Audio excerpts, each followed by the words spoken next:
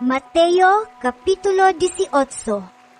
Kung ang imong igsuon makasala kanimo, adtua siya, ug pakit-a siya sayang sayop.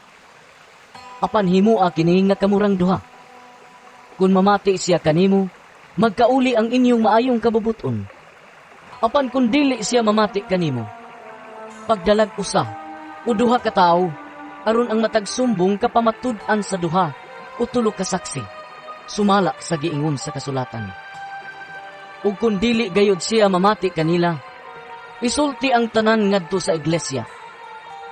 Ug kung dili siya mamati sa iglesia, isipa siya nga usa ka dili magtutuo o kubrador sa buhis. Ug busa sultihan ko kamong tanan. Ang inyong idili dinhi sa yuta, idili usab didto sa langit.